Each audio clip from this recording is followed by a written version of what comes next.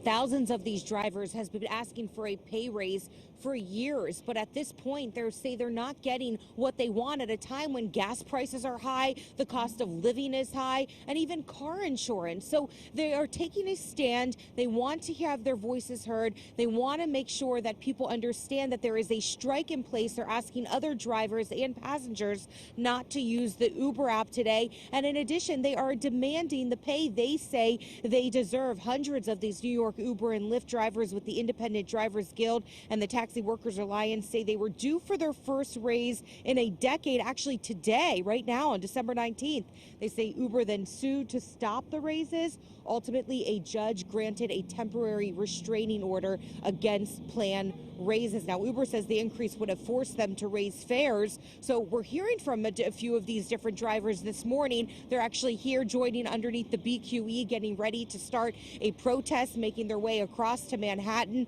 Uber driver Aladisa is with us this morning. Thank you for being with us today. Why is it so important for you to be out here today protesting fair pay?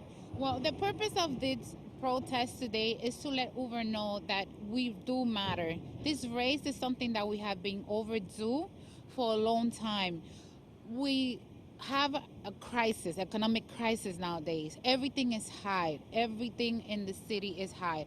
And our expenses went higher within the last year, but our pay continues to be about the same or less. So what we asking for then, we're not begging, we're asking for something fair. What the TLC did was something that was just fair for drivers that need it. We were counting on this raise now within the holidays to be able to meet a little bit more easy our needs in the family. Putting a stop on this raise is harming our family. And Adadisa, do you think that by protesting today, you can get Uber to overturn this lawsuit or to cancel out the lawsuit and give you the raise that you want to see? We are trying. That is our main goal. We're trying to let them know that we really care and we really need this raise. They're talking about the gas price went down, but everything else continues to be the same. High price, food, when you go to the stores, clothes, everything else is high today. Nothing has come down. So it's not just gas prices that are harming. Everything else, the economy is in a crisis right now. And you will not be driving today for work? I will not be driving unless they do make a statement and do some changes to this lawsuit that they have put against the TLC. I will not be driving. Adajisa, thank you so much for your time. We appreciate it. Stay warm. We'll be following this protest throughout the day.